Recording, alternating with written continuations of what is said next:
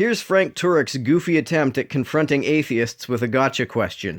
So I guess my question is, how do you deal with that? How do you go from them just saying, okay, I acknowledge that you're true and you're right and logical in this, but I choose not to accept that? What the hell does that even mean? What is the difference between acknowledging that something is true and accepting it as true? I have my doubts that this guy has ever really talked to a person who has said this. Well, everyone has the free will to assent or not to assent to what's out there. And God gives us the free will to do so. It doesn't seem that way to me at all. If something convinces me, I don't know how to just will myself to not believe it. Nor do I know how to force myself to believe something that doesn't convince me. But here's a question I ask everybody who's not a Christian.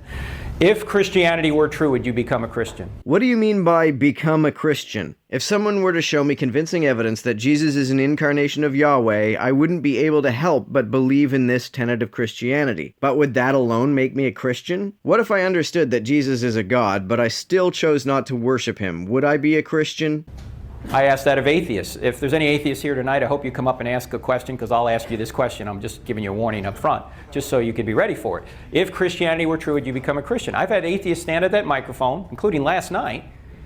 I asked the question, and sometimes atheists will say, no, I wouldn't become a Christian if it were true. How's that reasonable? How's that rational? It's not. It wouldn't be rational if being a Christian simply entailed believing in the tenets of Christianity. However, I suspect that most atheists who say they would not be a Christian, even if Christianity's tenets were true, are really just saying they wouldn't worship Jesus. The problem isn't here, the problem's here. They don't want it to be true. I don't give a shit whether it's true. They don't want there to be a God because they want to be God of their own lives. And God gets in the way. Even if there is a God, I'll still be a God of my own life. Knowing that a God exists would not get in my way. See, we're not on a truth quest, many of us. We're on a happiness quest. And we're going to believe whatever we think is going to make us happy. If that were the case, I'd believe that Frank Turek didn't exist. And here's the problem. You can make yourself happy over the short term by doing a lot of stupid, fun things. But over the long term, it's a disaster. And everyone in here who's over 40 knows what I'm talking about, because many of us have tried it ourselves, right? Gee, that didn't work out. So ask the question, if Christianity were true, would you become a Christian? If they hesitate or say no, you realize the problem isn't intellectual.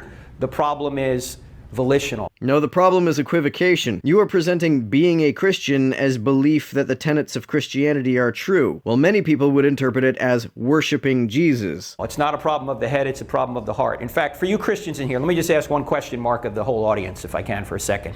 For those who are Christians, just for the Christians, I want to ask you guys this question. I want you to think of somebody you know who's not a Christian, whom you'd like to be a Christian. Could be a friend, relative, whoever it is, right? Everyone got somebody?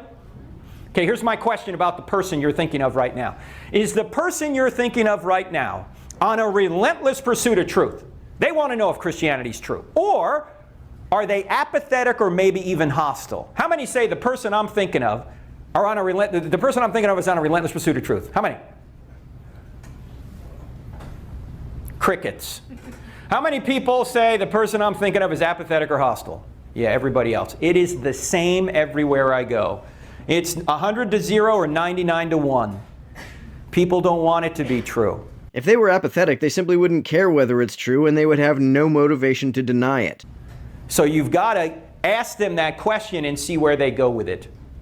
And then I guess your response to that would be, just to pray and pray for their heart. Yeah, pray, love them, and maybe at some point, after you planted enough seeds, and sometimes it's because some dramatic event occurs in their life, that your phone will ring and that person will be on the other end. Why? Because when something goes wrong, they're not going to call their atheist friend who's going to say, this stuff happens. There's no rhyme or reason to it. They're going to call you. I'm going to call whoever will do more to help me than offer thoughts and prayers.